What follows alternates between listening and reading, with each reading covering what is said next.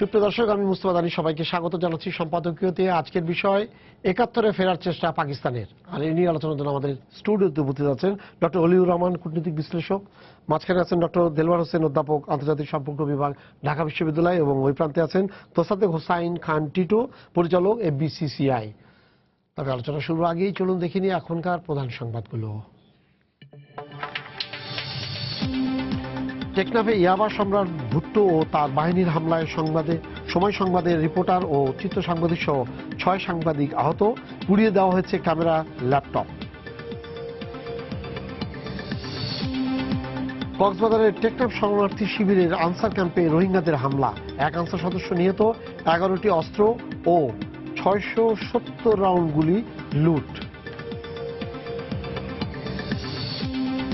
জলবায়ু পরিবর্তনের প্রভাব, দেশে বাড়ছে বজ্রপাতের ঘটনা, 2 দিনে নিহত অর্ধশতাধিক, দুর্যোগ হিসেবে বিবেচনার প্রস্তাব এখনো কাগজে কলমে।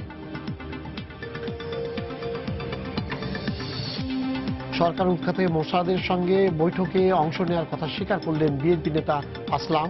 বৈঠক ব্যক্তিগত, দল জড়িত নয়, দাবি বিএনপির। অনুসন্ধান চলছে, জানালো পুলিশ।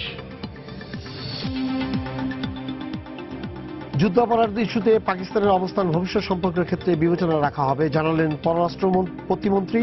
ব্যাখ্যা চাওয়া হবে ১৯৫ যুদ্ধাপরাধীর বিষয়ে। এবং বাংলাদেশের 3টি ব্যাংকে তথ্য চুরি করেছে তুরস্কের হ্যাকাররা, যুক্তরাষ্ট্রভিত্তিক ওয়েবসাইটের খবর।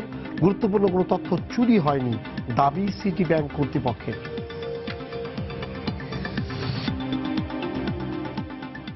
বলি ভাই, এই আমাদের এই মানবতাবিরোধী ট্রাইব্যুনাল পর থেকে দেখা যাচ্ছে যে পাকিস্তান একটার পর একটা, পাকিস্তানের সরকার, পাকিস্তানের সংসদ প্রত্যেকবার তারা একই কথা বলছে, আর বারবার আমাদের এখান থেকে বলা হচ্ছে যে আমরা প্রতিবাদ জানিয়েছি, কিন্তু তাদের এই জিনিসটা অব্যাহত আছে।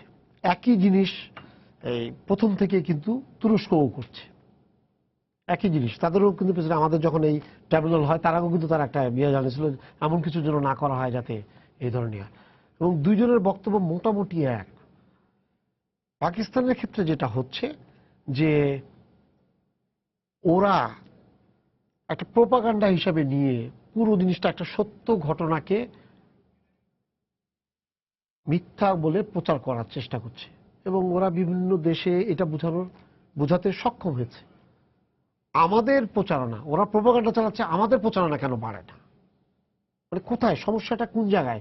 ওরা মিথ্যা কথাকে এস্টাবলিশ করে ফেলছে বিভিন্ন দেশে, আর আমরা সত্য কথাটাকে উপস্থাপন করতে পারছি না বিদেশে। ধন্যবাদ। আমি বোধহয় এখানে ব্যাপারটাকে একটু ভিন্নভাবে দেখব, যে পাকিস্তান যে সাকসেসফুলি তারা তাদের অবস্থানটাকে প্রতিষ্ঠিত করতে পেরেছে দেশে বিদেশে, আমি ঠিক সে ব্যাপারে শিওর না যে তারা পেরেছে। কারণ পাকিস্তান যে একটা ফেইল্ড স্টেট, এটা আমেরিকান কংগ্রেসে বহুবার বিভিন্ন কংগ্রেসম্যান তারাই বলছে। না, কিন্তু আমি আপনি যেটা বললেন এটার সাথে আমি একটু করি, ওরা এটা বলছে অথচ পাকিস্তানের উপর ভর করে পাকিস্তান, মানে আমি এখানে এই কথাটাই আপনাকে বলতে আসছি আমি, যে দেখুন, যেহেতু আজকে তালিবান সৃষ্টি করেছে আমেরিকা, এবং আফগানিস্তানের যে সমস্যাটা এখন হচ্ছে ওইটাকে পাকিস্তান ব্যবহার করছে, যে আমরা আছি বলেই তোমরা ওখানে থাকতে পারছো। কিন্তু ঘটনাটা ঠিক উল্টা, যে তাদের ওখানে যে সেফ হেভেন তারা দিচ্ছে তালিবানদেরকে, যার জন্য যুদ্ধটা চলছে, প্রলংড হচ্ছে। আনফর্চুনেটলি আমি বলছি, খুব দুঃখের সঙ্গে বলছি, যে কংগ্রেসে পাকিস্তানের বিরাট একটা সমর্থন আছে, যার জন্য নওয়াজ শরীফ সাহেব গেলেন, বহু টাকার প্লেজ নিয়ে আসলেন পাকিস্তানের জন্য। এখনো তারা বিলিয়ন বিলিয়ন ডলার পাচ্ছে আমেরিকার থেকে। দেখুন, আমেরিকার হলো, ওরা দেখছে যে গ্লোবাল স্ট্র্যাটেজিক চিন্তাভাবনা ওদের আছে, আগামীতে তারা কি করতে পারে, যে হ্যাঁ, যদি পাকিস্তানকে ঠান্ডা রাখা যায় তাহলে তারা রিয়েলি আমাদের আফগানিস্তানে সাহায্য করবে, যেটা সাহায্য তারা করছে না।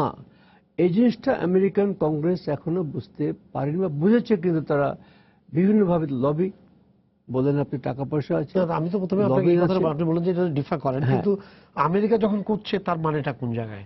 সে জানে ওখানে তালেবান হচ্ছে এবং জঙ্গি আসছে, আমেরিকা বলছে আমাদের জঙ্গিদের বিরুদ্ধে লড়াই, কিন্তু ওইখানে সবচেয়ে বড় জঙ্গিদের সমর্থনটা আমেরিকা করছে পাকিস্তানে বসে। Look, this is the tragedy, এবং বলবো যে আজকে এই শতাব্দীর সবচেয়ে বড় দুঃখজনক ব্যাপার যেটা আপনি বললেন, সেটা হচ্ছে যে পাকিস্তানকে তারা সমর্থন দিচ্ছে, এবং পাকিস্তানই বেসিক্যালি, যেটা আমি এখনো বলি, যে এই যে আমাদের প্রফেসর সাহেব এখানে বসে আছেন, যে পাকিস্তান এখনো Taliban plus ISI epicentre of the terrorism in the world. কারণ আপনি মনে আছে যে তালেবানকে সৃষ্টি করে আমেরিকা চলে গেল, হঠাৎ তারা 2003 সালে তারা ইরাক অ্যাটাক করলো। দরকার ছিল না, একটা মিথ্যা অজুহাতে তারা গিয়ে অ্যাটাক করলো। Saddam Hossain was not a very good man, ঠিক আছে, আমি স্বীকার করলাম, তারা যেটা বলছে মানলাম আমি, কিন্তু তাকে গিয়ে আপনি যে এটা কাজটা করে আসলেন, তাকে ধ্বংস করলেন, তাকে মারলেন, তার পার্টিকে আপনি উড়িয়ে দিলেন, তার ফলেটা কি হয়েছে এখন? কে ওরা, কারা? যেভাবে মোল্লা ওমরকে আপনারা তৈরি করেছিলেন, সেভাবে আপনারা এই যে এখন যে খেলাফতের যে প্রধান আবু বকরকে আপনারাই সৃষ্টি করেছেন। আবু বকর ছিল সাদ্দাম হোসেনের খুব ঘনিষ্ঠ একজন ব্যক্তি এবং খুব সাহসী যোদ্ধা ছিলেন তিনি, একজন নেতা ছিলেন তিনি আর রিপাবলিকান পার্টিতে। তাকে আমেরিকানরা নিয়ে বসালো ওখানে একটা মসজিদে, আনবার প্রভিন্সে, যে আপনি ওখানে গিয়ে একটু শেখান যে ইসলামটা কি। ইসলাম শেখাতে গিয়ে সে হিমসেলফ বিকেম এ ক্যালিফ। তখন তারা বিভিন্ন সেনারা রিপাবলিকান পার্টি দলের সুন্নি, এন্টায়ার প্রভিন্স কিন্তু সুন্নি, এটা সাদ্দামেরিয়া বলে দেশ চলছে, শিয়া চালাচ্ছে দেশ, আর এখানে সুন্নি। কাজেই সেখানে তার থেকেই কিন্তু আইসিস সৃষ্টি হলো। আজকে যে আমরা যে আইসিসের বিরুদ্ধে যে কথাবার্তা বলছি বা যুদ্ধ করছি, আইসিস যে বিভিন্ন জায়গায় ছড়িয়ে গেছে, সেটা আছে ভিন্ন ব্যাপার, কিন্তু আনফর্চুনেটলি দুঃখের সঙ্গে বলতে হয় যে আমেরিকা এখানে আইসিসের জন্য তারাই দায়ী। এটা এখন তারপরে সৃষ্টি হওয়ার পরে এখন সবাই চেষ্টা করছে কি করে এটাকে বন্ধ করা যায়। না, আপনার যে প্রশ্ন ছিল, সেখানে আমি এসে এইটা বলবো যে এই পর্যায়ে আমি শেষ করব যে পাকিস্তান বাংলাদেশের ব্যাপারে তারা বারবার যেভাবে তারা রিয়াকশন করছে, টার্কি কথাটা বোধহয় আমি পরে আসবো, কারণ লার্জার সিচুয়েশন, সেখানে আরও কিছু বলতে হবে ওর সাথে, যেটা আপনি বলছেন তার সাথে অ্যাড করতে হবে। কিন্তু পাকিস্তান বাংলাদেশকে কখনো গ্রহণ করতে পারেনি, যদিও আমাদের ডিপ্লোম্যাটিক সম্পর্ক আছে, জাতিসংঘের মেম্বার আমরা, এবং আমরা যে স্বীকৃতি পেয়েছি পৃথিবীতে, আজকে আমাদের পলিটিক্যাল স্টেবিলিটি ফিরে এসছে, ইকোনমিক যে প্রগ্রেস আমরা করছি, যে আলাপ করছিলাম ইয়াং বিজনেস লিডার, হ্যাঁ, যেভাবে এগিয়ে গেছি আমরা আজকে, যেখানে আমাদেরকে বলা হচ্ছে যে জাতিসংঘের 13টা দেশের ভিতরে আমরা একটা মডেল, এবং আমেরিকার বিভিন্ন সংস্থা তারা বলছে যে যখন শেখ হাসিনা প্রধানমন্ত্রীকে তারা দিচ্ছেন যে হাইয়েস্ট লিডারশিপ কোয়ালিটি, যে নাম্বার 10, নাম্বার 13, ব্লুমবার্গ বলছে যে এখানে যে ইকোনমিক প্রগ্রেস সম্ভব হয়েছে, এটা একটা বিস্ময়, একটা পৃথিবীর বিস্ময়, এবং আমরা ঠিক মেলাতে পারছি না যে কি করে এটা হলো। কিন্তু অ্যাট দ্য সেম টাইম দেখছি, যখন আমরা বাংলাদেশে গিয়ে দেখেছি, আমাদের রিসার্চাররা গিয়েছে, তারা দেখেছে মানুষ তারা কাজ করছে, বাংলাদেশিরা যে কাজ করছে বলেই তাদের এই ইকোনমিক প্রগ্রেসটা হচ্ছে। এবং সেই যে কথাগুলো আমি শুনছি বা আমরা শুনছি, এইটাই হলো আমাদের সাকসেস স্টোরি। কিন্তু নোবডি হ্যাজ সেড দিস, কেউ কিন্তু বলেনি এটা নওয়াজ শরীফের ব্যাপারে, কেউ কিছু বলেনি কিছু পাকিস্তানের ব্যাপারে। দেখেন পরশুদিন একটা মেয়েকে কিভাবে পুড়িয়ে মারলো, এটা তো বর্বর জাতি তারা, এবং আবার তারা সেই প্রমাণ দিয়েছে তারা বর্বর জাতি একটা। কাজে পাকিস্তানের ব্যাপারে আমাদের যে চিন্তাভাবনা ছিল, সেই চিন্তাভাবনা কিন্তু আমাদের খুব থাকা উচিত। আমি চিন্তা করি না পাকিস্তান বিহেভ এভাবেই করবে, কারণ তারা এখন যে গণতান্ত্রিক দেশ যেটা বলতে বুঝি আমরা, তারা নয়, এটা চালাচ্ছে পাকিস্তান আর্মি দেশটা চালাচ্ছে। Nawaz Sharif is a frontman. Election হয়েছে, যেহেতু আর্মি ইলেকশন হতে দিয়েছে, কথাটা খেয়াল করবেন, ইলেকশন হতো না যদি আর্মি না চাইতো। আর্মি চেয়েছে, ইলেকশন হয়েছে। সেই হিসাবে পাকিস্তান যে ব্যবহারটা করছে এখন, এটা আমার কাছে মোটেই আশ্চর্যজনক নয়, এবং এটা আমি মনে করি স্বাভাবিক। তারা না করলে আমি অবাক হতাম যে তারা করেনি। স্যার, আপনি আমাকে একটু বলবেন যে আমি যে প্রশ্নটা করেছি যে পাকিস্তান যে পর্যায়ে যে কথাগুলো তারা বলছে এবং তাদের যে বক্তব্যগুলো আসে, জামাত ইসলামের যে বক্তব্য, সেই বক্তব্য পাকিস্তান সরকারের, পাকিস্তানের সংসদের প্রত্যেকেরই বক্তব্য, নট যে জামাত ইসলামের বক্তব্য, এটা তাহলে দাঁড়াচ্ছেটা কি যে সেই সময় 71 সালে উনি, এই জামাত ইসলামের ভূমিকা ছিল পাকিস্তান ভূখণ্ডকে রক্ষা করা। এই কারণে বাংলাদেশ তাদের উপরে অন্যায়ভাবে চাপিয়ে দিচ্ছে এই ধরনের কার্যকর রায়।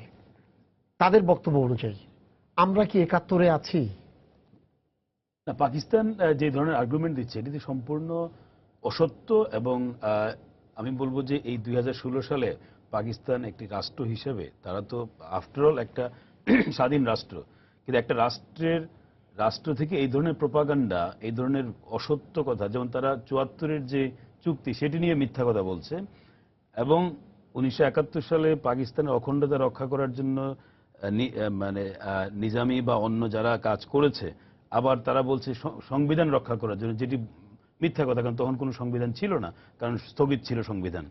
তো এই যে প্রোপাগান্ডা, যেটি একটা যুদ্ধ অবস্থায় একটা রাষ্ট্র করে থাকে, কিন্তু একটা স্বাভাবিক অবস্থায়, একটা কূটনৈতিক ভাবে স্বাভাবিক অবস্থায় পাকিস্তান এই আচরণগুলো করছে।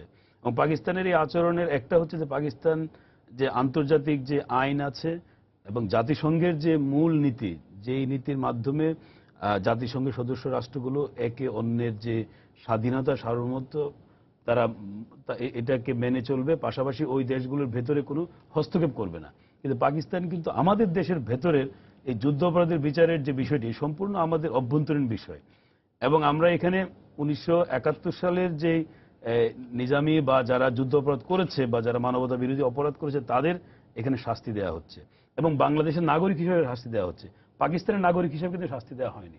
তো এই যে বাস্তবতা, এই বাস্তবতায় পাকিস্তান একদিক থেকে যেমন জাতিসংঘের যে মূল নীতিগুলো তারা লঙ্ঘন করছে, দ্বিপাক্ষিক সম্পর্কের যে ন্যূনতম যে স্পিরিট সেটিও তারা লঙ্ঘন করে যাচ্ছে,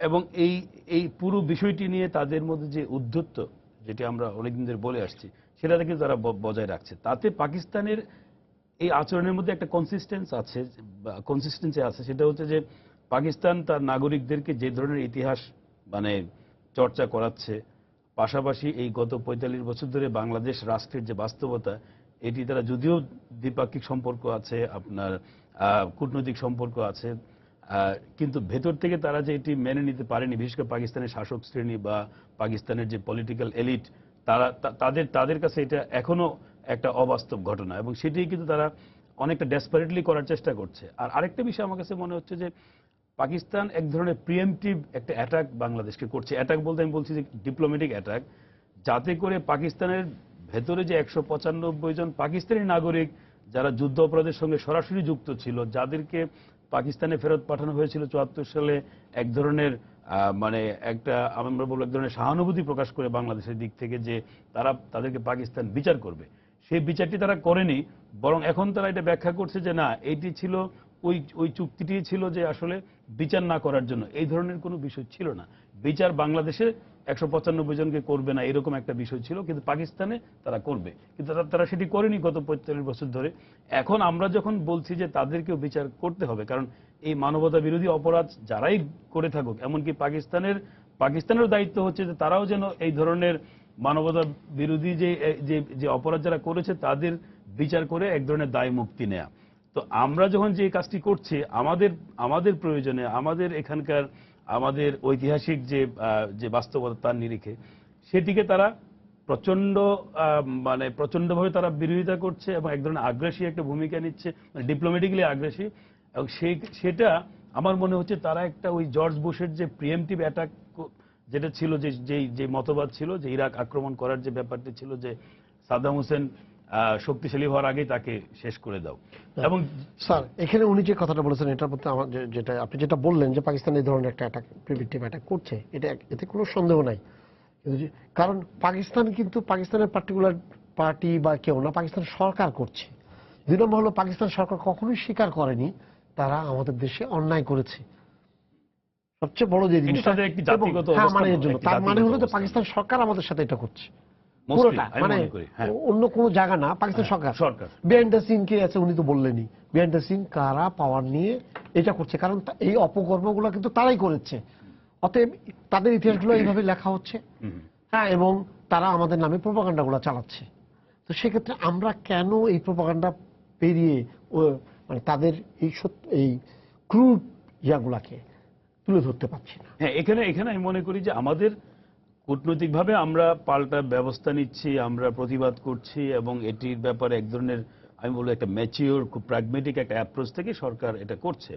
কিন্তু যেই জায়গাটি মানে তুরস্কের মতো একটা রাষ্ট্র যখন আপনার বাংলাদেশের এই ব্যাপারে এত মানে প্রতিবাদী, এত আক্রমণাত্মক হয়ে যায়, তার মানে কি যে আমাদের এই যে পাকিস্তান যে যুদ্ধাপরাধীর পক্ষে দাঁড়িয়েছে, তাদের পাশে দাঁড়িয়ে আছে 2016 সালে, এই বিষয়টি আমরা বহির্বিশ্বে আমার মনে হয় অত শক্তিশালীভাবে আমরা প্রতিষ্ঠিত করতে পারিনি। কারণ বাংলাদেশের ভেতরে যে গণহত্যা হয়েছে সেটি যেমন আমাদের দেশে আমরা নিজেরাও কিন্তু এই গণহত্যার বিষয়টির যে স্বীকৃতি, কারণ আবার আমাদের ইতিহাস দেখতে হবে যে আমরা 1971, 75 পরের যে সময়, ফলে আমাদের দেশের ভেতরে কিন্তু আমাদের যে ইতিহাস, আমাদের যে দৃষ্টিভঙ্গি, রাজনৈতিক দৃষ্টিভঙ্গি ইত্যাদি কিন্তু আমাদেরকে কিছুটা পিছিয়ে রেখেছিল। এখন এই যে গণহত্যার বিষয়টি আমাদের দেশের ভেতরে প্রতিষ্ঠিত হয়ে গেছে এবং আরো প্রতিষ্ঠিত করতে হবে। কিন্তু যেহেতু পাকিস্তানের প্রসঙ্গ এখানে আছে বা অন্যান্য দেশের বিষয় আছে, বহির্বিশ্বে এটি নিয়ে যেই ধরনের তৎপরতা করা দরকার ছিল ডিপ্লোম্যাটিক্যালি, সেটার অনুপস্থিতি আছে বলে আমার মনে হয়। কারণ আমরা কিন্তু ওই যতটা আমরা পড়াশোনা করি বা দেখি, তাতে কিন্তু বাইরে বাংলাদেশের অবস্থানটা অত জোরালোভাবে আমরা দেখি না। কারণ পাকিস্তান যুদ্ধ অপরাধীদের পক্ষে দাঁড়ানো এবং তারা নিজেরা যুদ্ধ অপরাধীর দায়ে তারা মানে সেটা হয়তো আন্তর্জাতিকভাবে খুব ফর্মালি প্রতিষ্ঠিত না, কিন্তু ইনফর্মালি কিন্তু প্রতিষ্ঠিত। কারণ 30 লক্ষ যে শহীদ হয়েছে এবং যেই ধরনের নির্যাতন তারা করেছে, সেটা সেই 71 সালে নিউজউইক, টাইম ম্যাগাজিন এবং সেখানেই আছে। 71 সালে প্রতিষ্ঠিত তারা করেছে, আমাদের উপরটা করেনি, করেছে তাদের কাজ করে। উল্টা আবার আমরা যখন এটা বিচার করছি, যেখানে প্রশংসা পাওয়ার কথা, যেখানে আমাদের যে সরকারের বা রাষ্ট্রের যে সাহসিকতা এবং এই চেষ্টার একটা মানে পজিটিভ মূল্যায়ন হওয়ার কথা, সেখানে কিন্তু তারা এটাকে সম্পূর্ণ ঘুরিয়ে যে হ্যাঁ মানে মৃত্যুদণ্ড দেওয়া হচ্ছে, ইসলামিস্টদেরকে ফাঁসি দেওয়া হচ্ছে। অথচ 71 সালে তাদের যে ভূমিকা, সেই ভূমিকার বিষয়টাকে সামনে না এনে তাদের যে ধর্মভিত্তিক রাজনীতি করার যে বিষয়, সেটাকে সামনে আনা হচ্ছে। এই জায়গাটা এই দেশগুলো করবে, কিন্তু আমার মনে হয় যে এই যে সফট ডিপ্লোমেসি কিংবা আপনার এই মানে প্রোপাগান্ডার এগেইনস্টে যে সত্যি যেটা বাস্তব সেটা প্রতিষ্ঠা করা দরকার ছিল আরো জোরালো। আমি বলি, আপনি তো এফবিসিসিআর পরিচালক, আপনি বলেন যে তুরস্ক এবং পাকিস্তানের সাথে আমি দেখলাম ট্রেড ব্যালেন্সে যেটা আছে, পাকিস্তানের সাথে আমাদের ট্রেড ব্যালেন্সটা ডেফিসিট, ভয়াবহ ডেফিসিট। আবার তুরস্কের সাথে কিন্তু আমাদের খুব বড় পজিটিভ একটা ইয়ে আছে। তো সেই দিক থেকে যদি এদের সাথে আমাদের রিলেশনটা খারাপ ভালো করার ক্ষেত্রে কতটুকু অর্থনৈতিক ইয়ে আছে? ধন্যবাদ আপনাকে। আমি একটু স্যারের কথা একটু আগে বলি। আপনি বলছিলেন যে আমেরিকা আপনার ইয়ে করে, ওই ব্যাপারটা একটু আসি। আমেরিকা এই বলছে তারা তালেবানদের এগেনস্টে যুদ্ধ করছে, আবার পিছন দিক দিয়ে আবার সাপোর্ট করছে। ব্যাপারটা ডাবল স্ট্যান্ডার্ড। আসলে আপনার এটার মধ্যে ট্রেড জড়িত। আপনি যদি দেখেন ওখানে সব heavy industry, arms and ammunition. এখন ওয়ার্ল্ডের বিভিন্ন জায়গায় যদি আপনি যদি টেনশন যদি মানে করতে না পারেন, আপনার আর্মস বিক্রি হবে না। এটা বুঝতে হবে। এটার পিছনেও আছে আপনার এটার বিজনেস, টোটাল ব্যাপারটাই বিজনেস। তো ডাবল স্ট্যান্ডার্ড গেম তো খেলতেই হবে, কোনো ব্যাপার না এটা তাদের জন্য। আর তুরস্কের ব্যাপার যেটা বলছেন আপনি, তুরস্কের ব্যাপারটা হচ্ছে আমাদের তো মানে এই 1 বিলিয়নের উপরে আমাদের তাদের ওখানে আমরা এক্সপোর্ট করি, এবং এর মধ্যে 80% হচ্ছে আপনার অ্যাপারেল আর কি, গার্মেন্টস সেক্টর রিলেটেড। হ্যাঁ জি। তো ব্যাপারটা হয়েছে, তারপরে হলো ওটার সাথে আছে পার্ট আছে রটা কম, কিন্তু গুডসটা একটু অনেক বেশি। এবং অনেক তুরস্ক মনে আমাদের আমদানি কারক পাটের ইয়ার মধ্যে মানে 2 বা 3 নম্বর, হ্যাঁ, right. এরকম একটা জিনিস। হ্যাঁ, তো ব্যাপারটা হয়েছে কি ওই একটু তো ট্রেডের ব্যাপারে যদি বলেন একটু তো ডিস্টার্ব হবেই এটা।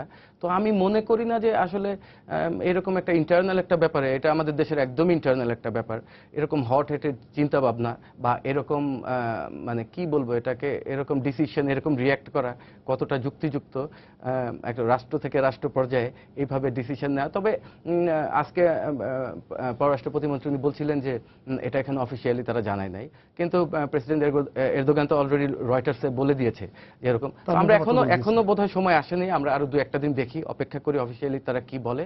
তো আমি আশা করব যে এরকম ডিসিশন তারা নেবে না এবং আমাদের যে বিজনেস যেটা আছে কিছুটা তো ক্ষতিগ্রস্ত হবে, তবে এতটা ভয়ও আমরা পাই না। কিন্তু দেখেন আমি বলি, আমি কালকেই দেখছিলাম পাকিস্তানের সাথে ইন্ডিয়ার ট্রেড হলো, পাকিস্তান $100 কোটি, মানে $1 বিলিয়ন। আপনি দেখেন কেউ কারো মুখ দেখে না। হ্যাঁ, হ্যাঁ, লোহা লক্কর লাগায় একদম বর্ডারে সিল করে দিয়েছে, গুলি ছাড়া কোনো মানুষ ওখানে ঢুকে না। তারপরেও পাকিস্তান $100 কোটি ভারতে রপ্তানি করে। এই ব্যাপারটা আসলে আমাদেরও বুঝতে হবে, এই ব্যাপারটা বাংলাদেশিদেরও বুঝতে হবে। রিলেশন কূটনৈতিকভাবে অত ভালো নাও থাকতে পারে, কিন্তু বিজনেসটা তো এগিয়ে নিয়ে যেতে হবে। কিন্তু আমাদের এখানে কিছু আছে কি, একটু প্রবলেমও আছে আমাদের দেশে। টু টেল ইউ ফ্র্যাঙ্কলি, আপনি পাকিস্তানি কোনো ব্যবসা করতে যাবেন, আপনাকে একটু অন্যভাবে দেখবে মানুষ। ব্যাপারটা ইমেজের একটা ব্যাপার আছে। তো আমার মনে হয় ব্যবসা বাণিজ্য আছে, আরো বাড়াতে হবে। আমরা তো ফেডারেশন থেকে মাঝে মধ্যে ওনাদের সাথে আমরা ডায়ালগ হয়, কিন্তু প্রবলেমটা কোথায় হয়েছে, পাকিস্তান ভিজিটের কথা বললেই না আমাদের লোকজন খুব একটা মানে মানে যেতে চায় না। প্রবলেমটা হচ্ছে আমরা যখন অন্য দেশ ভিজিট করি, পাকিস্তানি ভিসা থাকলে একটু এটা বুঝতে হবে, পাকিস্তানের ইমেজের যে সংকট, এটা আজকে পাকিস্তানিদের বুঝতে হবে। টিটু ভাই, আপনি যেটা বললেন যে হ্যাঁ সরকারে, তার পিছনে একটা কারণ আছে। যেমন পাকিস্তানের যে ব্যবসায়ীগুলো আসছে প্রত্যেকের পেছনে কিন্তু মানে আমাদের যে গোয়েন্দা সংস্থার যে তথ্যগুলো আছে প্রত্যেকটার পিছনে ওদের ব্যবসার প্রত্যেকটার পিছনে কিন্তু ওরা এক ধরনের জঙ্গি কানেকশনের কাজ করে। যেটা মানে যেমন একজন মহিলা কিন্তু দেখলেন নারী করছে, তার মানে কোন পর্যায়ে আছে ওখানে যিনি স্টোর কিপার, ওখানে যিনি অফিসার, নিচের লেভেল থেকে আরম্ভ করে সবাই কিন্তু ওই কাজটা বসে বসে এখানে করছে। একদম আমাদের গোয়েন্দা সংস্থা কিন্তু একদম পরিষ্কার মূল্যায়ন হচ্ছে এটা। তো স্বাভাবিকভাবে পৃথিবীর অকার্যকর রাষ্ট্রের একটা হচ্ছে পাকিস্তান। তো ন্যাচারালি মনে করেন আমি যখন যেতে চাইবো তখন আমি চিন্তা করবো যে পাকিস্তানে হ্যাঁ সুবিধা আছে, কিছু জিনিস থাকতেই পারে, কিন্তু যখন এই 2টা জিনিস আমার সামনে আছে, একটা হলো আমরা তাদের বিরুদ্ধে লড়াই করে আসছি এবং তারা এটাকে কোনো মতেই মেনে নেয়নি, 1। 2 নম্বর, পাশাপাশি তারা যখন এখানে আসছে তারা কোনো না কোনো খারাপ জিনিস, খারাপ মানে ব্যবসা করার উদ্দেশ্য নিয়ে আসছে। সেক্ষেত্রে আমাদের সরকার বা আমাদের গোয়েন্দা সংস্থাগুলা যারা আছে তারা কিন্তু চিন্তা করে। এবং আপনি যখন আপনার পাসপোর্টে পাকিস্তানের ভিসাটা লাগান, আমি একদম নিশ্চিতভাবে বলি পাকিস্তানকে এত সহায়তা করছে যুক্তরাষ্ট্র, সবার আগে বাধাটা রাইট যুক্তরাষ্ট্র দিয়ে বল। রাইট। ব্যাপারটা হয়েছে কি, আসলে পাকিস্তানের ইমেজ সংকট এখন চরমে, এমনি তো তারা ফেল স্টেট, এবং প্রবলেম হচ্ছে তারা এখন এখন পাকিস্তানের এখন বর্তমান পৃথিবীর প্রেক্ষাপটটা বুঝতে হবে। এখন পৃথিবী কিন্তু এখন আর যুদ্ধ ওরকম ব্যাপারটা না, এখন হলো ট্রেড যুদ্ধ যেটারে বলে, মানুষ ব্যবসা বাণিজ্যে এভাবে অগ্রসর হতে চায়। কিন্তু পাকিস্তান কেন জানি মনে হচ্ছে সে আদিম যুগে, আপনি বোধহয় বেনজির ভুট্টোর যে রেকনসিলিয়েশন বইটা বোধহয় পড়েছেন, দেখলাম এমনও লোক আছে যে ওনারা গুহার মধ্যে বাস করে, বলতেছে কেন তোমরা গুহার মধ্যে কেন বাস করো, বলতেছে যে আমরা মানে গুনাহ হবে, এটাই মানে ঘর বাড়ি মানে এই যদি চিন্তা ভাবনা, আমি সবার কথা পাকিস্তান ওভারঅল সবার কথা বলছি না, চিন্তা ভাবনাটা তো আমার মনে হয় পাকিস্তানিদের এখন শিক্ষা দীক্ষার একটু অগ্রসর হতে হবে, বর্তমান পৃথিবীর প্রেক্ষাপটের সাথে চিন্তা ভাবনা করে এখন এগোতে হবে। আর 2 নম্বর হচ্ছে, আর স্যার যেটা একটু আগে বলছিল যে বাংলাদেশি এই যে বলতেছেন ওরা প্রোপাগান্ডা করছে, তো বোধহয় পাকিস্তানের প্রোপাগান্ডায় খুব একটা কাজ হবে না। তবে আমাদের বাংলাদেশের ইচ অ্যান্ড এভরি সিটিজেনের উচিত, আমরা যখন বিদেশে যাই, এখন তো অনেক মানে বিদেশে ট্রাভেল করে, মানে শুধু তো আপনি মিডিয়ার উপরে ভর করে সবকিছু করতে পারবেন না। প্রত্যেকটা নাগরিকের উচিত যে বাংলাদেশে যে 71-এ যে জেনোসাইড যেটা হয়েছে, প্রত্যেকটা নাগরিকের উচিত যে অন্তত আমি কি করতে পারি আমার দেশের জন্য, ওনার ক্ষেত্র থেকে যদি উনি 2-4 জনকে বলেন, এভাবে আলটিমেটলি আসার ওয়ার্ল্ড তো জানেই। ইয়েস, এই আপনার সূত্র ধরে অলি ভাইকে আমি বলবো, যেহেতু উনি কূটনীতিবিদ ছিলেন, দীর্ঘদিন এই ইয়াতে ছিলেন, সেটা হচ্ছে যেমন আমাদের মনে করেন যে আমাদের রাষ্ট্রীয় যে অনুষ্ঠানগুলো হয় বিশ্বব্যাপী, আমাদের যে এমবেসি আছে, হাই কমিশন আছে, তো তখন যখন যেটা হয় এবং সেই জায়গায় পাকিস্তান যদি বলতে পারে যে মিথ্যা বলছে, তারা সেই সময় করেনি, কাউকে মারেনি, এতগুলো মানুষ মরে গেল, তাদের বিরুদ্ধে আমরা যুদ্ধ করলাম, এত কিছু করলো, তারপরে যখন তারা এটা বলতে পারে আমরা মরে গেছি, আমাদের মানুষ মরেছে, আমরা কেন চিত্র, আমরা কেন হাই কমিশন, মানে আমাদের যখন প্রতি বছরই কিন্তু হাই কমিশন এখন আমাদের বিভিন্ন সময় অ্যাক্টিভিটি চালায়, আমরা কেন এই জিনিসটাকে সামনে উপস্থাপন করি না যে আমরা কি করে আমরা স্বাধীন হয়েছি এবং কার বিরুদ্ধে লড়াই করে কতজন মানুষ মরেছে। সেই জায়গায় কেন আমরা নিউজ উইক, টাইম, আরো পৃথিবীর নামকরা যে পত্রিকাগুলা, লন্ডনের যে পত্রিকা গার্ডিয়ান আছে, তাদের ইয়ে করে আমরা ওই সময়কার রিপোর্টার দিয়ে কেন আমরা এই ইয়াগুলো ছোট ছোট শর্ট ফিল্ম করে দেখাতে পারি না? এটা একটা বড় প্রস্তাব বা চিন্তাধারার আপনি সংযোজন করেছেন আমাদের আলাপের ভিতরে, যে পারা যায়নি কেন বা হচ্ছে না কেন সেটা অবশ্য আমাদের চিন্তার ব্যাপার, কিন্তু আমি আপনার সঙ্গে সম্পূর্ণ একমত এ ব্যাপারে যে জেনোসাইড যে প্রথম হচ্ছে আমাদের দরকার, জেনোসাইড যে হয়েছে বাংলাদেশে সেইটা তার উপরে আমাদের একটা ভালো বহু বইপত্র আমাদের আছে, কিন্তু সংক্ষিপ্ত আকারে ইংরেজি এবং বাংলা এবং অন্যান্য ভাষায়, ফরাসি ভাষায় বা হোয়াটএভার, স্প্যানিশ ল্যাঙ্গুয়েজে, ইতালিয়ান ল্যাঙ্গুয়েজে আমরা এগুলো অনুবাদ করে সারা পৃথিবীতে লক্ষ লক্ষ আমরা কপি আমরা ছড়াতে পারি। জেনোসাইড হয়েছে বাংলাদেশে, যে জিনিসটা আপনার মনে আছে যে আর্মেনিয়ানসরা কিন্তু স্বীকার করাতে পারে নাই আনটিল 2010 সাল পর্যন্ত, কংগ্রেসে এটাকে গৃহীত হতে দেয়নি। টার্কিশ প্রেশার, টার্কি ছিল আপনার নেটো মেম্বার, এখন আছে তারা, কাজে ওদের প্রেশারে কংগ্রেস করতে পারেনি, কিন্তু 2010 সালে তারা করিয়েছে। এটা আর্মেনিয়ানদের বিরাট একটা সাকসেস, জেনোসাইড হয়েছে এবং সেই স্বীকৃতিটা তারা পেয়েছে। তো এরকমের যে ব্যবস্থা তারা করতে পেরেছে, যদিও তাদের লোক মারা গিয়েছিল অনেক কম আমাদের চেয়ে, তারা করতে পেরেছে। দেখুন আমাদের এটা হলো 1 নম্বর প্রথম। 2 নম্বর হবে যে আমাদের যে বিভিন্ন দেশে আমাদের যে এম্বাসি আছে, কনসুলেট আছে, তাদেরকে প্রোঅ্যাক্টিভ হতে হবে এবং আমাদের এখান থেকেই তাদেরকে নির্দেশ যাবে যে কিভাবে তারা কিরকম বলবে।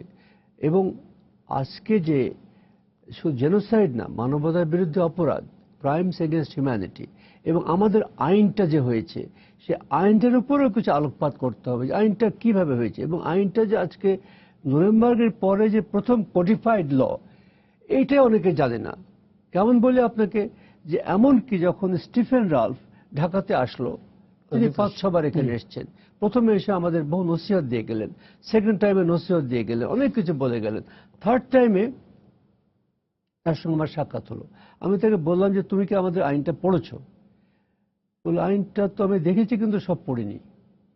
না, এই স্টিফেন রালফ কিন্তু, এটা মনে রাখতে হবে আমাদেরকে, ইতিহাস খুব কঠিন জিনিস, যে এই Stephen Ralph Sierra Leone prosecutor ছিল, সেই স্টিফেন রালফ রুয়ান্ডাতে প্রসিকিউটর ছিল, সবগুলো কাজে সে যেখানে গেছে সেখানে সে গোলমাল করে এসছে। এবং রুয়ান্ডাতে এমন অবস্থা করলো যে আজকে যে পল কিগালি যে প্রেসিডেন্ট রুয়ান্ডার, he is the biggest criminal there. He killed more people himself alone and his brigade than any other brigade. তাকেই তারা ঘুরিয়ে এই ভদ্রলোক নিয়ে গেল হোয়াইট হাউসে, সে রুয়ান্ডার প্রেসিডেন্ট হয়ে গেল। কাজে যে আন্তর্জাতিক সম্পর্কটাকে আমরা পরিবর্তন করতে পারবো না, কিন্তু আমাদের স্বাধীন সার্বভৌম রাষ্ট্র হিসাবে যা বলার আছে সেটা আমরা বলতে পারবো, বলা উচিত আমাদের। না অলি ভাই, আমি বলি, আপনি যেটা বললেন যে সরকারের এই, আপনি আমাকে বলেন, সরকার সারাক্ষণ চিল্লাচ্ছে এই দেশে যে মানবতা বিরোধী অপরাধ করেছে, আমরা এতজন মানুষ মারা গেছে, এই হয়েছে, আমাদের এই ক্ষতি হয়েছে, কোটি কোটি টাকার ইনফ্রাস্ট্রাকচার নষ্ট করে দিয়েছে, সরকার প্রতিবার বলছে, সারাক্ষণ বলছে। তাহলে এই কূটনীতিবিদ যারা আমাদের থাকেন, হাই কমিশনে বলেন, কনসুলেটে বলেন, অথবা এমবেসিতে বলেন, সরকার এত কিছু বলার পরে কেন ওই জায়গা থেকে এটা ট্রান্সফার হয় না? দেখুন, এখন এটা তো ঠিক স্পেসিফিক্যালি বলা মুশকিল হবে, তবে এটা আমি জানি যে মাননীয় প্রধানমন্ত্রীর ইচ্ছা আছে এবং তিনি করতে চান, করবেন তিনি। হয়তো তিনি একটা সুযোগের অপেক্ষায় আছেন, সে সুযোগটা পেলে পারে তিনি ঠিক যেভাবে আমি বলছি কথাগুলো, যে আমাদের প্রথম দরকার হলো যে জেনোসাইড এবং মানবতার বিরুদ্ধে অপরাধ যেটা হয়েছে সে আইনটাকে সহজীকরণ করে শুধু আইনটা আমরা বিদেশে পাঠাবো, লক্ষ কপি ছাপিয়ে দেবো, আমরা ছাপিয়ে বিদেশে পাঠাবো আইনটা, এবং সেই সাথে সাথে জেনোসাইড যে হয়েছে এবং এবং ক্রাইম এগেইনস্ট হিউম্যানিটি যে হয়েছে, এইটা যে আমাদের যে ট্রাইব্যুনালে বিচার হচ্ছে সেই বিচার প্রক্রিয়াটা কিভাবে করছি আমরা, সেটা বিদেশে যাওয়া দরকার। এবং আমি এখানে বলতে পারি যে এই আজকেই গতকাল এবং আজকে মিলে আমরা কিছু হচ্ছে না তা না, আমরা প্রাইভেটলি আমাদের মতো আমরা কিছু শুট করে বিদেশি কোনো সংস্থার সাহায্যে আমরা কিছু বিদেশে পাঠিয়েছি আমরা।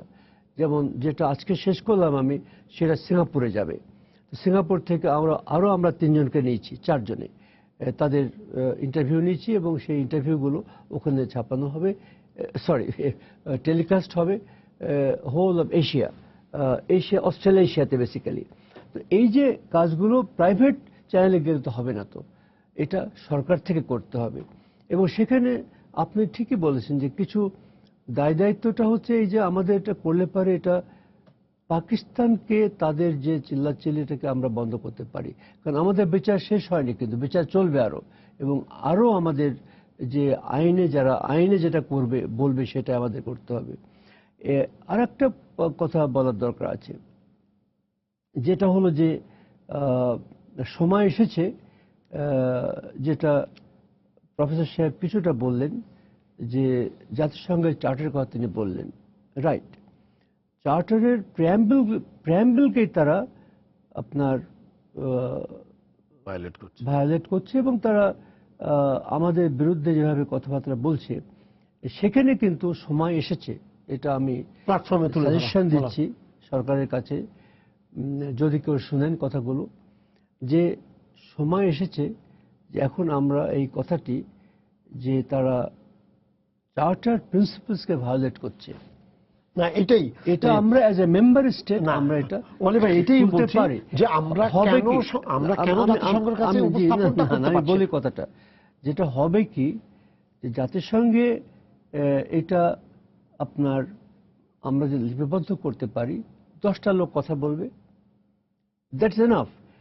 যে ফ্যাক্ট যে এটা জাতিসংঘে তুলানো হয়েছে এবং তারা এটা গৃহীত হয়েছে, পাকিস্তান অপোজ করবে, চায়না তাকে সঙ্গ দেবে, কিন্তু আমাদের পক্ষ তো লোক আছে তো না, কিন্তু আমরা তো এটা করতে পারছি না। আমরা করতে পারছি না, আমাদের সমস্যাটা কোথায়? না, এটা সমস্যা নেই, ইনিশিয়েটিভ না হয়নি, মাননীয় প্রধানমন্ত্রীকে তো বলতে হবে, তো এটা তাকে কিছু বলা হয়েছে, এখন আরো বলা হবে না। কিন্তু দেখেন, এটার জন্য আলাদা মন্ত্রণালয় আছে, এত লোক আছে, এত এমবিসি আছে, এত হাই কমিশন আছে, হ্যাঁ, প্রধানমন্ত্রীকে কেন বলতে হবে এই কথাগুলো? আমি দুঃখিত আপনার সঙ্গে এই ব্যাপারে, যে দেখুন সবকিছু তো হচ্ছে, যে একটু আগে কথা বলছিলাম আমার ছোট ভাইয়ের সাথে about the development of the country, এবং তিনি কিছু বললেন, সেটার সঙ্গে আমি সম্পূর্ণ একমত। আজকে বাংলাদেশে আমরা যেভাবে এগিয়ে যাচ্ছি, যেটা বললাম আপনাকে, যার জন্য প্রধানমন্ত্রীকে বলা হচ্ছে লিডারশিপ রোল তিনি দিচ্ছেন, এবং সবচেয়ে শক্তিশালী 10 জনের ভিতরে একজন তিনি। কারণ কি? তার লিডারশিপ রোল। তো এই লিডারশিপ রোলের সুযোগটা আমরা কেন নিচ্ছি না? এবং নিয়ে আমি সেটাই বলছি, জাতিসংঘে যদি আমরা ব্যাপারটাকে তুলতে পারি, এবং আমি নিশ্চিত যে এটা সেখানে গেলে পরে আমরা সেক্রেটারি জেনারেলকে বলবো, এবং তাকে বুঝিয়ে বলতে হবে, কারণ সে নিজেও ঠিক এটা আমাদের ইতিহাস যে কি সে তাকে বুঝতে হবে। এখন যখন বেগম জিয়া বলেন যে মাত্র 20 লক্ষ লোক খুন হয়েছে, মারা গিয়েছে, সেখানে অনেকের মনে অনেক কথা আসে। এখন তিনি বলছেন আর বলবেন না, আশা করি তিনি বলবেন না। তো কাজে আমাদের এইভাবে এগোতে হবে, এবং আমি নিশ্চিত যে আমরা বিভিন্ন দেশের যে অবস্থাটা আছে আমাদের, সেখানে আমাদের রাষ্ট্রদূতরা নিশ্চয়ই কথাবার্তা বলছেন, কাজ করছেন। তবে যেটা আমরা এখান থেকে করতে পারি, যে তাদেরকে আরো সোচ্চার হতে হবে, তাদেরকে সোচ্চার হতে হবে এবং প্রোঅ্যাক্টিভ হতে হবে, গিয়ে বলতে হবে যে, কিন্তু তাদের হাতে কিছু বই আমাদের তুলে দিতে হবে। স্যার, এই জায়গায় উনি যেটা বললেন, যে জন্য এখন একটা কথা হচ্ছে যে দেশে তো সরকার তো কম বলছে না, প্রক্রিয়া কম করছে না, কোন জায়গায় ঘাটতি আছে বলেন? দেশের কোনো জায়গা নাই। তাহলে আমার ইনস্ট্রুমেন্ট যেগুলা কাজ করে সেইখানে কেন ঘাটতি? কেন আমি প্রচারণা চালাতে পারছি না? কেন, মানে কোথায় আমাদের দায়বদ্ধতা, বা কোন জায়গায় আমাদের সমস্যা যে এই কথাগুলো বলে এত চার্টার, ইউনাইটেড চার্টার, জেনেভা কনভেনশনে যেটাই আছে সব চার্টার তারা মিস ইউজ করছে এবং ভুলভাবে ব্যাখ্যা দিচ্ছে, পাশাপাশি তারা এগুলো ভায়োলেট করছে। তারপরও কেন এই বিষয়টাকে আমরা জাতিসংঘে তুলতে পারি না? মানে এটা ইয়েটা কোন জায়গায়? তা জাতিসংঘে তোলার বিষয়টা মানে পাকিস্তানের কাজ পাকিস্তান করবে। এখন আমরা যদি জাতিসংঘে তুলি তারপরেও কিন্তু বিষয়টা এমন না যে পাকিস্তান বন্ধ করে দেবে না, কিন্তু বন্ধ না, কিন্তু হ্যাঁ, কিন্তু পাকিস্তানের অবস্থানটাকে আমরা জানতে তো পারি, আমরা আমাদের অবস্থানটা পরিষ্কার করব, সব দেশ জানুক, বিশ্ব জনমতকে বিভ্রান্ত না করতে পারে সেই সেটা চেষ্টাটা তো আমরা আমাদের করতে পারি, সেই পাবলিসিটিটা আমরা করতে পারি। বিশেষ করে এই যে গণহত্যার বিষয়টাকে আমরা আমার কাছে মনে হয় যে এটা একটু প্ল্যানিং এরও একটা ব্যাপার ছিল, যে আমরা এটাকে এই বাংলাদেশের ভেতরে বিচার করার যে ঝুঁকিগুলো ছিল এটার উপরে অনেক জোর দিয়েছে, এবং বিচার করার জন্য এই ডোমেস্টিক মানে অভ্যন্তরীণ পর্যায়ে যে বিচার প্রক্রিয়া সেটাকে সুসংহত করা, প্রতিষ্ঠা করা, সুসংহত করা, এটার উপরে অনেক বেশি জোর দিতে গিয়ে আমার মনে হচ্ছে যে বাইরের যে এটার যেহেতু এটা এমন একটা ঘটনা যে ঘটনার একটা মানে বাইরে প্রতিক্রিয়া হবে, এটার একটা ডিপ্লোম্যাটিক বা ফরেন পলিসি ইমপ্লিকেশন আছে, ওই জায়গাটাতে আমার মনে যথেষ্ট গুরুত্ব দেওয়া বা যথেষ্ট কাজ করা হয়নি। তা না হলে পাকিস্তান, যেমন আজকে এই যে সকাল হলে আপনি যে পত্রিকায় যে খবরটা পড়বেন সেটি হচ্ছে যে পাকিস্তান সিদ্ধান্ত নিচ্ছে তারা এই নিজামীকে হত্যা করার যে বিষয়টি এটি তারা জাতিসংঘে তুলবেন। জাতিসংঘের যে মানবাধিকার পরিষদ আছে সেখানে তারা নাকি এই বিষয়টি তুলবে। কোথায় পাকিস্তান গণহত্যাকারী এবং মানবতা বিরোধী অপরাধ যারা করেছে তাদের পক্ষ নিয়ে একদিকে ৭১ সালে তারা অপরাধ করেছে, আবার এখনো তারা একই অপরাধের পুনরাবৃত্তি করছে, এবং পৃথিবীর এরকম অনেক জাতি আছে যারা এই ধরনের অত্যাচারের শিকার হয়েছিল, এবং পৃথিবীর কোন স্বাধীন সার্বভৌম রাষ্ট্র এই ধরনের যেখানে নুরেমবার্গ মানে ট্রাইব্যুনাল থেকে শুরু করে টোকিও ট্রাইব্যুনাল থেকে শুরু করে বিভিন্ন জায়গায় চলছে, এবং এই বিচার চলছে, তারপরে এইরকম একটি প্রেক্ষাপটে তারা সাহস করছে যে এই নিজামী হত্যার বা ফাঁসি দেওয়ার বিষয়টি তারা তুলতে চায়, বা বাংলাদেশে গণহত্যার যে বিচারের প্রক্রিয়া সেটি তারা বিতর্কিত আরো করতে চায়।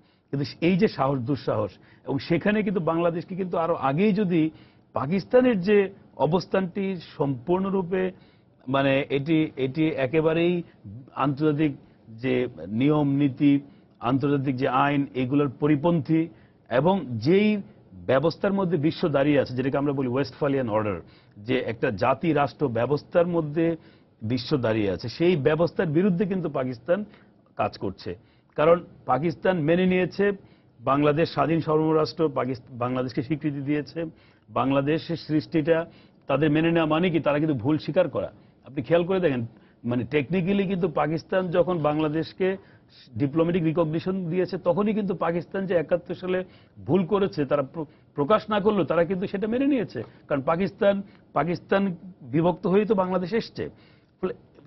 এবং সেই রাষ্ট্রটি তাদের অন্যান্য মানে তাদের ব্যর্থ রাষ্ট্র বা অকার্যকর কিংবা তাদের দেশের ভেতরে ওসামা বিন লাদেন, তালেবান থেকে শুরু করে সন্ত্রাসের বিভিন্ন যে মানে উৎসভূমি সেগুলো তো আছে, এবং পাকিস্তানের ভেতরে আপনার বেলুচিস্তান, তারপরে সিন্ধু এবং নর্থ ওয়েস্ট ফ্রন্টিয়ার আগে ছিল, এখন নাম পরিবর্তন হয়েছে, এইসব জায়গায় মানুষ প্রতিদিন নির্যাতিত হচ্ছে, এবং তারা যেভাবে প্রতিবাদ করছে তারা কিন্তু তাদের সেই দেশের ভেতরে কিন্তু এই গণহত্যার মধ্যেই কিন্তু তারা এক ধরনের পরিস্থিতি তারা তৈরি করেছে, মানুষ সেগুলো মোকাবেলা করছে। এবং আমরা যদি বিশ্বের গণমাধ্যমের দিকে তাকাই আমরা দেখব যে ওখানকার মানুষগুলো কিভাবে আহাজারি করছে। তো এইরকম একটা পরিস্থিতি থেকে উল্টা বাংলাদেশে আমরা কি করছি, প্রতিদিন শত শত মানুষ মারা যাচ্ছে, এবং দেশে রাষ্ট্রের খালি না, দেশের মানুষও কিন্তু একদম রীতিমতো বিব্রতকর অবস্থায় আছে, কেউই কিন্তু তার জান নিয়ে ঠিক মতো থাকতে পারে। সেরকম একটা জায়গাতে সেই দেশ যদি আমাদের বিরুদ্ধে কমপ্লেনটা করে বসে, সেক্ষেত্রে আমাদের অবস্থানটা কি? তারা করতে পারে, কিন্তু আমি বলছি তারা যদি এরকম করে একটা মিথ্যা, কিন্তু আমরা এই জায়গাটাকে মানে আমার কাছে মনে হয় যে ওই আন্তর্জাতিক সম্পর্কের জায়গাটাকে আমরা কিছুটা হয়তো আমরা অবহেলা করেছি, এবং সেখানে আমাদের সোচ্চার হওয়ার যে ব্যাপারটা, আমাদের আরো প্রোঅ্যাক্টিভ হওয়ার যে ব্যাপারটি এবং প্রস্তুতির বিষয়টিও অনেক ঘাটতি আছে। যেটি উনি বললেন যে এই যে আমাদের যে আইনটি আছে, যে আইসিটির যে আইন এবং পুরো যে প্রক্রিয়াটি একেবারে শুরু থেকে একেবারে অ্যাপিলেট ডিভিশন পর্যন্ত একটা স্বচ্ছ গণতান্ত্রিক প্রক্রিয়া, এই পুরো বিষয়টি কিন্তু উপস্থাপন করা দরকার। এবং সেটা যে ঘটনা ঘটলে করব তা না, এটি কিন্তু আমাদের পাবলিক ডিপ্লোমেসিতে আমাদের বিভিন্ন মিশনের যে স্বাভাবিক যে কূটনৈতিক কার্যক্রমের মধ্যে থাকা উচিত ছিল। এবং সেটা শেষ পর্যায়ে চলে আসছি, আপনি বলবেন পাকিস্তানের সাথে আমাদের যে এখন ট্রেড রিলেশনটা একদম সাংঘাতিক ডেফিসিটিয়া, ঠিক আছে? তা আমরা যেটা করি টেক্সটাইল সব জিনিসপত্রগুলো আমরা আনি মানে এইখানে জায়গাতে। তো যদি আমাদের ট্রেড ডেফিসিট এরকম থাকে, আমরা তো ঠিক আছে আমরা এটা বন্ধ করলাম না, কিন্তু আমরা তো বলতে পারি এই কথাটা যে ট্রেড তোমাদের যতটুকু হবে আমাদেরও ততটুকুই হবে। আমরা কিন্তু এটা আমরা কি এটার কোনো অল্টারনেটিভ খুঁজে পাই না? কোন জায়গায় এটা মানে প্রবলেমটা আমরা কিন্তু এটা বলি, আমরা এটা বলি, কিন্তু হয় কি ওই পাকিস্তানি ওদের মাইন্ডসেটটাই অন্যরকম ভাবে। আর একটু যদি তাহলে আমরা ওদেরকে স্পেস কেন দিচ্ছি? রাষ্ট্রকে যে ঠিকমতো করে না, স্পেস কেন দিচ্ছি? আমরা তো গ্লোবাল ভিলেজে বাস করি, আমাদের তো কূটনৈতিক সম্পর্ক রাখতেই হবে। কিন্তু আমরা রাখছি, আমি কূটনৈতিক সম্পর্ক নিয়ে বলি না, আমি বলছি যে বাণিজ্যটা আপনারা করছেন, ওরা 53 কোটি ডলারের ব্যবসা করছে, আমরা মাত্র 6 কোটি ডলারের ব্যবসা করছি। এত ডেফিসিট নিয়ে ওদের সাথে আমাদের সম্পর্কটা এইভাবে থাকবে কেন সেটা বলেন। আমরা কিন্তু আপনি যদি বলেন আমাদের ফেডারেশন চেম্বার এফবিসিসিআই যেটা বলেন, আমরা কিন্তু প্রায়ই ওনাদের সাথে বসি। এখন হয় কি আমাদের বাংলাদেশি বিজনেসম্যান যারা আছেন আসলে দে আর মোর ইন্টারেস্টেড যে মানে ইউরোপিয়ান কান্ট্রি কিংবা ইউএসএ এই সমস্ত দেশে, এখানে খুব একটা তারা ইন্টারেস্টেড না।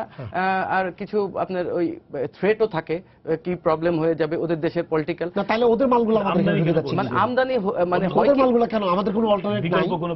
মানে প্রবলেম হচ্ছে কি মানে ওদের মালগুলো আমরা নিয়ে আসছি, বাংলাদেশ হয়ে গেছে কি, বাংলাদেশের হয়ে গেছে কি আপনার বাংলাদেশের ইন্ডাস্ট্রিগুলি মানে আমরা কেন জানি একটু ট্রেড রিলেটেড মানে ট্রেডের উপরে মানে বেশি নির্ভরশীল হয়ে যাচ্ছি।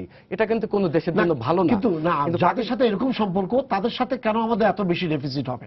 এটা আসলে আমরা কেন এটার জন্য বিকল্প নেই না? এটা আসলে ওটা ঠিক আছে। পরিচালক হিসেবে এফবিসিসিআই দেশের শীর্ষ সংগঠন এফবিসিসিআই, আপনি আমাকে বলেন যেখানে যে দেশ আমাদের বিরুদ্ধে প্রতিটা মুহূর্তে আমাদের বিরুদ্ধে বলছে এবং আমাদের বিরুদ্ধে কনস্পিরেসি করছে, তার ট্রেড ডেফিসিট না হয়ে আমাদের কেন হচ্ছে? এটা আসলে আমাদের বুঝতে হবে। আমরা যারা ওদের জিনিসপত্র আমরা ইউজ করি, এটা কিন্তু আমাদের একটু চিন্তা ভাবনা করে করতে হবে। আপনি যদি না আনেন আমরা তো ইউজ করব না। রাইট না আমাদেরকে খাওয়াই দিচ্ছে। চাহিদা না থাকলে কিন্তু কোনো বিজনেস আপনি বিকল্প দেখেন। হ্যাঁ, বিকল্প আছে, বিকল্প সবই আছে। এখন কেন ইউজ করে এটা আপনার, এটা তো আমি আপনাদের দেশপ্রেম নিয়ে কথা বলবো। হ্যাঁ অবশ্যই না, কিন্তু এখানে একটা আমি আপনাকে বলি চাহিদা না থাকলে আসে না। কিন্তু চাহিদাটা আপনি আসলে এখন যে আপনার একটু আগের কথায় আসতে হয়, এখন যে জেনারেশনটা আছে, আপনি যেটা বলছিলেন যে ভিডিও ক্লিপ আছে, এগুলি কেন আমরা বিভিন্ন মিশনের মাধ্যমে আমরা শো করি না?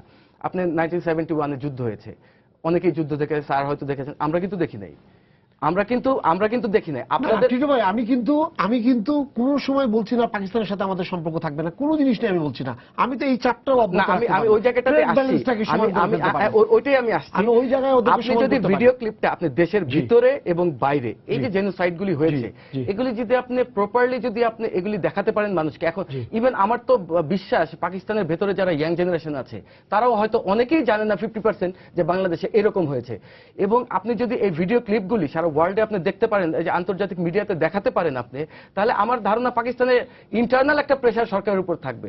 আর আপনি যেটা বলছেন আমরা রাইট, আমরা যদি কিন্তু করছে না, আমরা যদি মনে করেন যে এই জিনিসগুলি আমাদের ইয়াং জেনারেশনকে আমাদের সবাইকে দেখাতে ভালো মতো, আমার মনে হয় দেশপ্রেমটা তো একটা অবশ্যই ব্যাপার আছে, আমরা ইউজ করব না। আপনি যদি ইউজ না করেন কোনো ব্যবসায় আনবেন না। পাকিস্তানের কাপড় যদি না আসে, আমাদের কিন্তু অল্টারনেটিভ অনেক জায়গা আছে। আমি তো টাকা দিয়ে কিনছি, এরকম তো না যে বিনা পয়সা দিয়ে দিচ্ছে, কম পয়সা দিয়ে দিচ্ছে। সেক্ষেত্রে আমাদের চিন্তা করা উচিত তাদের মানে ডেফিসিটটা কমায় ফেলা। এটাও কিন্তু একটা চাপ পাকিস্তানের উপর। রাইট। তো আমাদের সময় শেষ হয়ে গেছে। আপনাদেরকে ধন্যবাদ স্টুডিওতে আসার জন্য। সবাইকে শুভেচ্ছা জানিয়ে শেষ করছি আজকে সম্পাদকীয়। আগামীকাল আবারও দেখা হবে রাত 10টায়। দেখার আমন্ত্রণ রইল। শুভরাত্রি।